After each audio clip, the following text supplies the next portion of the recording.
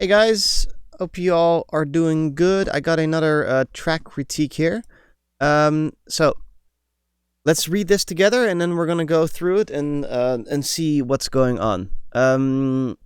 So the track was played into Ableton with a drum machine and a synthesizer called the Circuit Mono Station and Digitech. Okay. The Digitech one is the one with the really thick buttons. Can I please check the mix?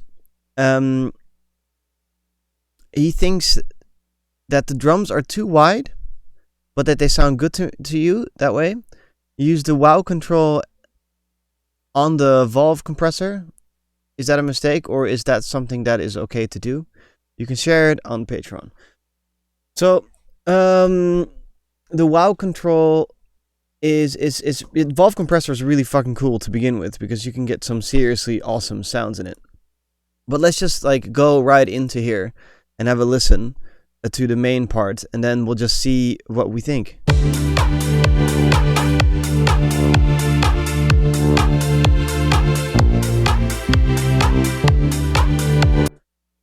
Alright, so is it too wide? Yes, but it's also a bit personal. But what you need to try to realize is that people will listen to your song like this. And as soon as you put it in mono, you'll notice that the balance is completely off.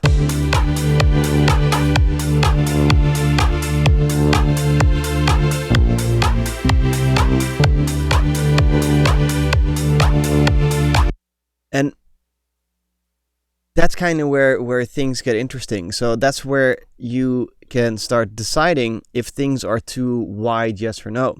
And that is literally, does my balance in mono go completely bonkers? Now you can't have a perfect mono mix, because that's almost impossible to do.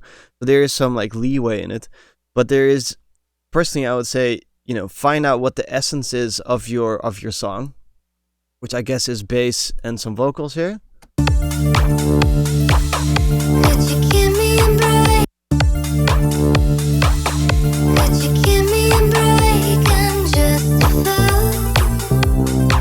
And then you need to figure out, what will the listener hook onto? So, for instance, most of the time it's vocal and lead. And those two go up front, because the point of your track at the end of the day is that somebody needs to feel it and sing it back. And then when they sing it back, then they're feeling it the most. So when they're either dancing or clapping their hands or doing something with it or nodding their head, it's an element in the track that's doing that to them. So you just have to realize that if you put it in mono, in which they will listen to it through a small shitty speaker, or through a phone, or through just one earplug, or through a Sonos whatever box thing, it's always mono. So does this work?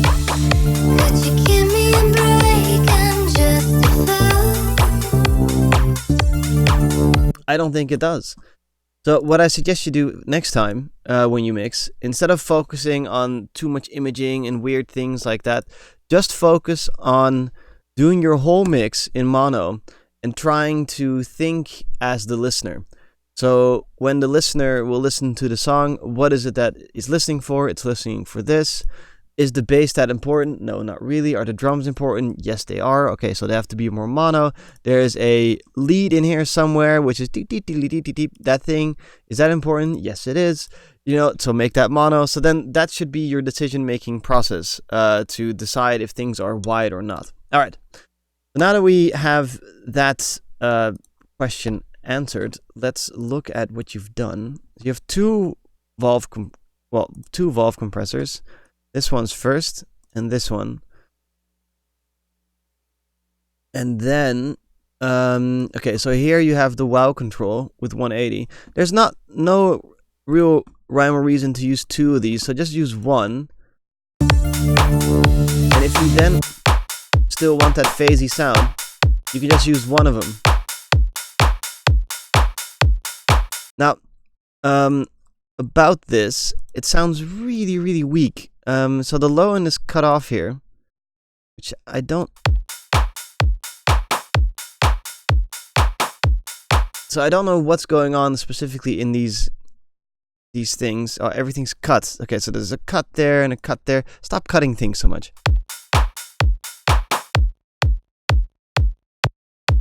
It sounds a little bit weird. Something's a bit off. I'm not really sure what it is yet. Let me just turn everything off for a second. We'll figure it out. Something's off.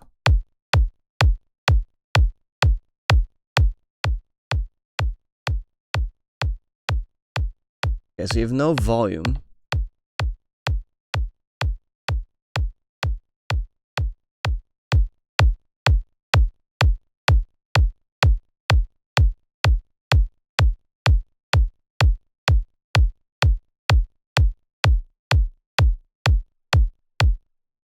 Okay, so it sounds a little bit weird. Let's turn off the mono.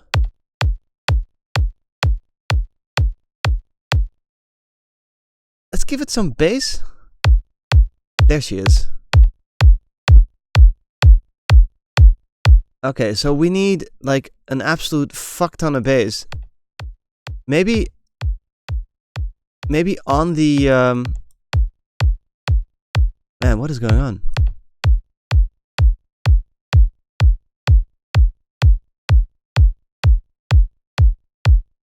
I'm sorry, I'm just trying to get something in here.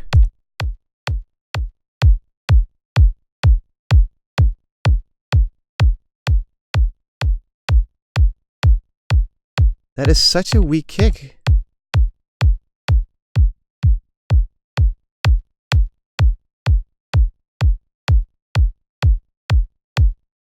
Okay, and then you put it. I mean, I understand why you put that in a Valve thing, because what Valve does is add a massive amount of low end. That totally makes sense. Yeah, I'm a little bit confused by how weak the kick is. It's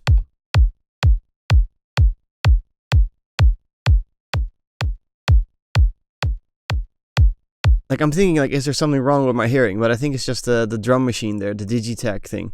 Let's try this thing out. Again, you have this monoed in your low end.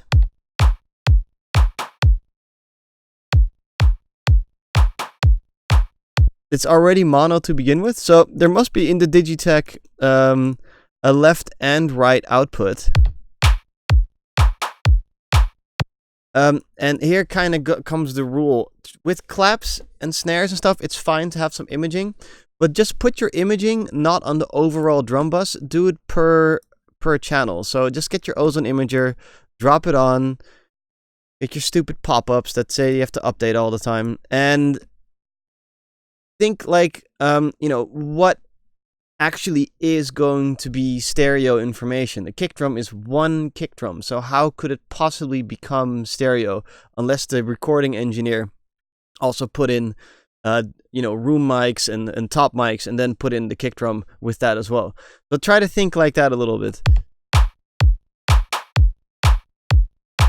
And normally when a snare clap thing plays, the room mic has to pick that up to give it some flavor, so that's okay. It also sounds like two people clapping, so just put an imager in.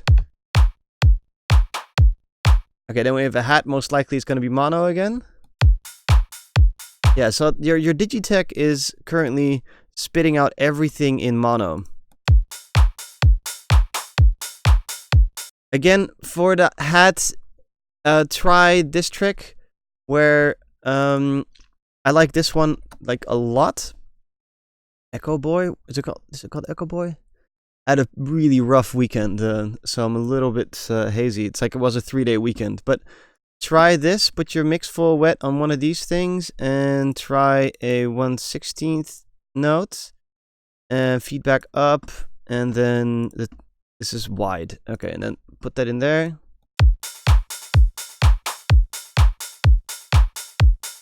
It's like a slapback delay, but as you can hear, the slapback, so the slapback delay, the width is quite wide, so you have that wide sound. You can also try 1/8 dotted times.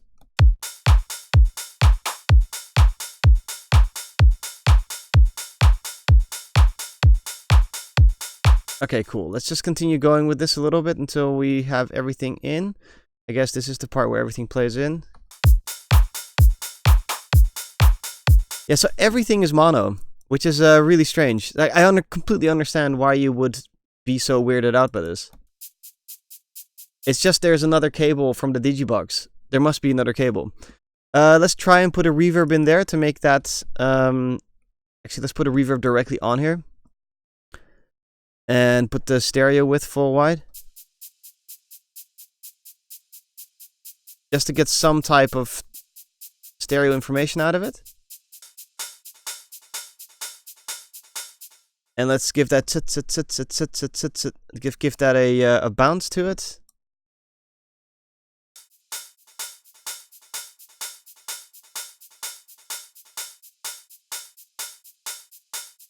Do that before the reverb, and then what is this? It's a very strange pattern.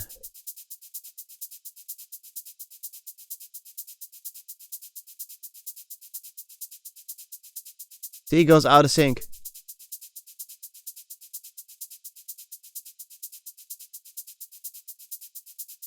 So it starts in sync and then it goes out of sync. So yeah, you have to think about that. And what you can do with shakers, for instance, if you have two shakers doing left and right, doing a little bit like that. Not hard left, hard right, but a little bit of left and right. Let's try and see if that sounds still okay.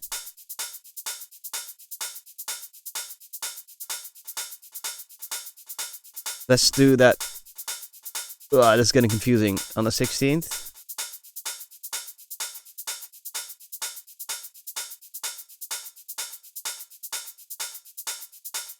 Yeah, okay, so it needs to be tight. And then this is in here as well. Everything is mono.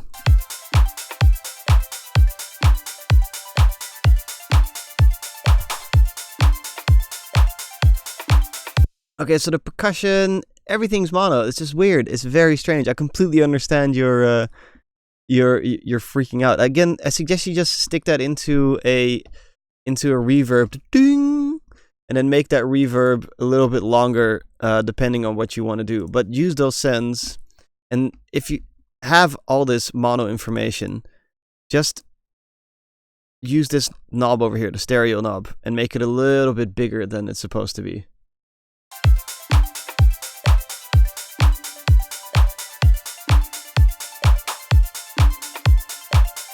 And this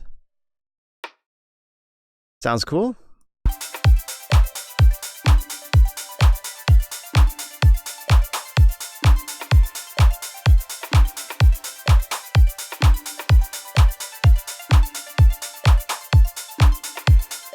I suggest you keep the random thing not that random. The bass thing, well, there's all of a sudden no bass. Let's go back over to the bass. Let's just, have some fun here. Do a really fast little mix and see what's going on there.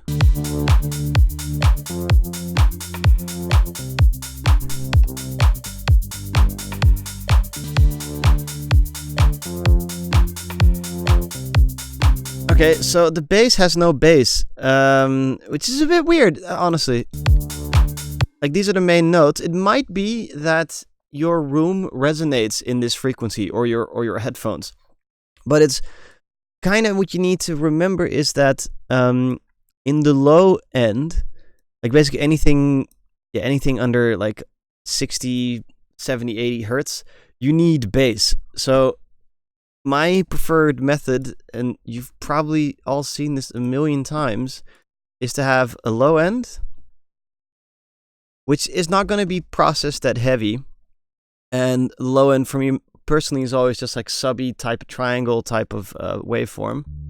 Just that. And as you can see, we don't really have anything going on. Oh, we do. One note. Okay. So we'll keep that there, and then the top end, we'll cut that the other way around. Now, as you noticed, sometimes it's loud and sometimes it's not loud. That means that coming into your recording device, you've again either forgot to plug in a thing, but you're recording in mono although the information that's in here is stereo because we're going in and out of phase. So again, that's that mono thing that if you sum to it, sometimes the stereo information literally just disappears. And that's what you can hear right now. And it's gone. But there isn't really a way to fix that right now, but you can at least image out the top end off.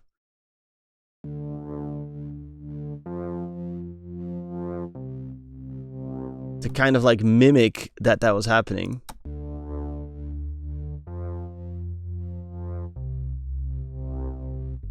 Yeah, but basically that's just broken. So what we can do now is group that and amp it and leave that alone, because there's nothing much you can actually do to this bass because the recording was done incorrect.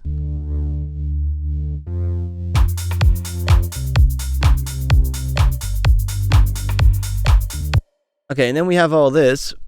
We have arpeggiators, pads, and effects. So let's just have a little listen to this part, and then we'll just go through them with the pad first.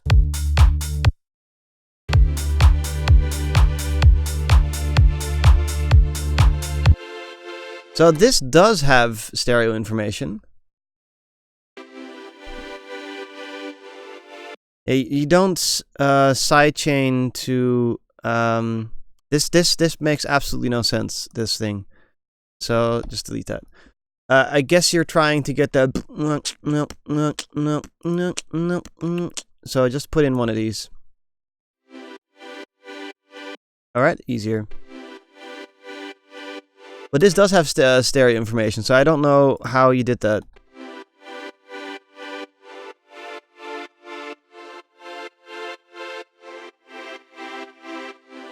I give that an overall reverb. Okay, good. And then we have this, whatever this is. This has stereo information too. That's fine. And then we have this.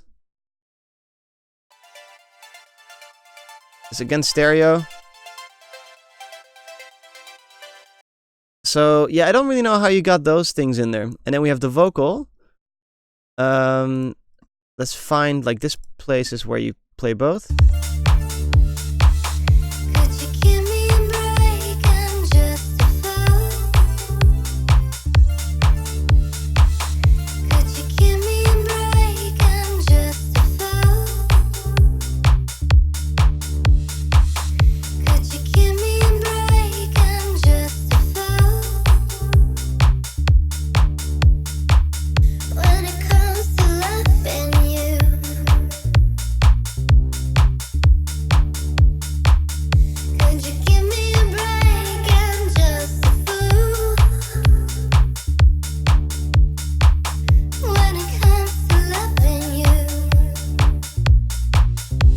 So yeah, the vocals already sound pretty good, to be really honest. Like, I'm not really bothered by anything.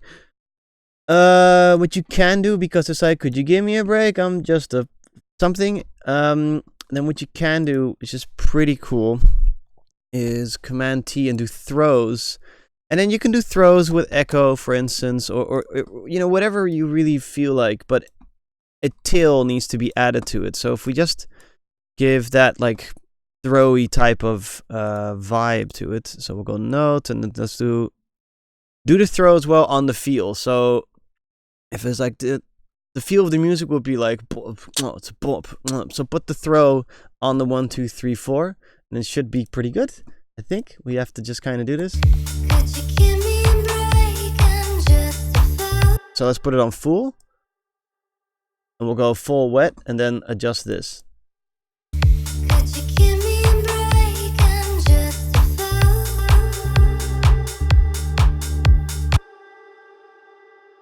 Oops.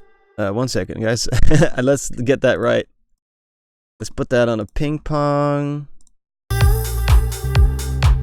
That sounds like crap. Let's put that a little bit faster. Notes sound like crap.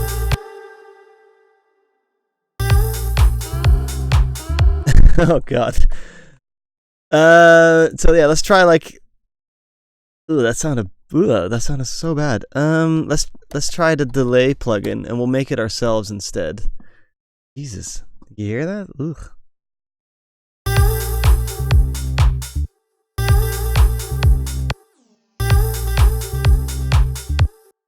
That's what we want.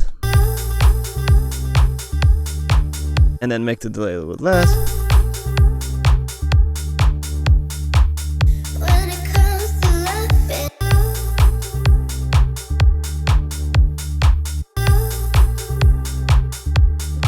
All right, so you can do that, and then you basically follow that that rhythm. So it's something like that. You can give different throws as well, because as you can see in the vocal, this part and this part is exactly the same. So you can do like a different throw here and a different throw there, but that's just to fill up this area because it's quite empty. So it's like, could you give me the and then that's probably how the thing goes. So yeah, do that. Vocals sound pretty good though, so that's the only thing I would add there. Harmony sounds alright, nothing too bad. And your master buzz looks interesting. Oh, this is the tape. I don't understand why you just don't use the Ozone 8 plugin by itself, because there's quite a lot more you can do in the Ozone 8 standalone thing, you know? As in you can start metering. So you use a tape here, cool. Yeah, fuck off, mate.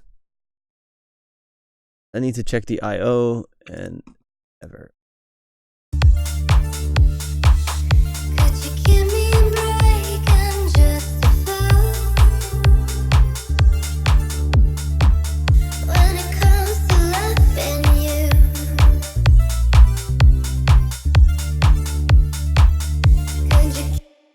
It's a bit weird. What is this?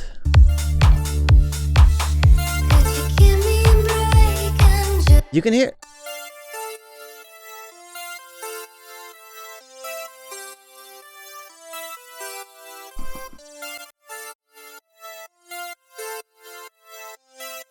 Also, when you have keys and harmonics, always leave room to the vocalist. So the vocals will live here. So just give that like that space, you know? So could you give me? It will be probably there. It's a little bit weird how it's like bouncing, but it's not bouncing in sync. So you may have like if something is weird.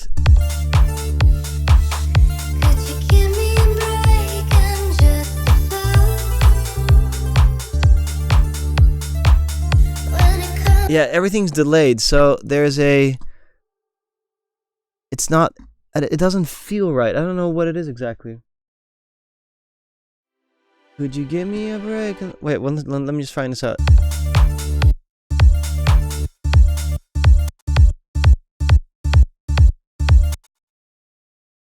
What's going on? Oh, the kick drums, everything's off. Oh, great. Okay, good. So all your drums are off. Jesus. Oh, your drums are traveling through time and space. Yep, they're traveling. Holy shit, dude. That's what's going on. That's what's off. Oh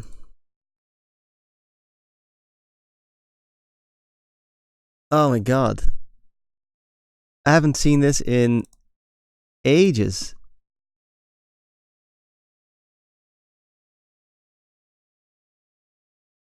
Wow. Look at that. Look at that. Everything's off. Oh my. Okay, so that's the main fucked up part as well. Okay, so to conclude today's session, what's coming out of the Digitech is delayed significantly. So I always suggest you sync them and listen like that, and make sure that it's bop bop bop on the metronome. You can always just look as well. If you see that everything's off like this, you're gonna have to fix every single one. So there's some type of fucked up thing going on there. Second part, between the Digitech, you're recording it all mono. It might be that thing is just a mono device. So that might be going on. And that's fine. It doesn't matter if it's a mono device. Just give the snare, just give these things a little bit of stereo information, either via using a widener like Ozone Imager, or using little delayed or reverb tricks. All right, that don't put in random notes. Every note should have a purpose. Okay, that's that. Your low end, whatever is coming out of that, you actually recorded that in mono, so make sure you record that in stereo. Then duplicate it. Have a low end that's going to be mono, and the bass top end that can be stereo. The rule of thumb for that is use the Ozone Imager, and always make sure when you look at the Ozone Imager that you never hit the zero line. Basically this is your sweet spot in this area, okay? And that basically goes for every single instrument except for the pads. The pads can be around here, but everything else goes over there, all right? You just keep that rule in mind. It'd be fine. Your vocals sound fine. Just use some throws. Well, we already went through this. This is all stereo information, so that's okay. Just make sure you give space to the vocalist. And then for your master, just use one instance of Ozone. That's going to be easier. I understand why you put the vintage tape there, and then after that the golf house, because that's the way you would do it. But just use one instance. And as for the valve compressor, the double valve compressor, just use one valve compressor. And I told you this combination is fucking killer. And that's fine. Oh yeah, and don't low cut your low end. That's it. So for the rest, it's okay, but it's unlistenable because everything's out of sync. And that's a bit of a shame. All right, take care.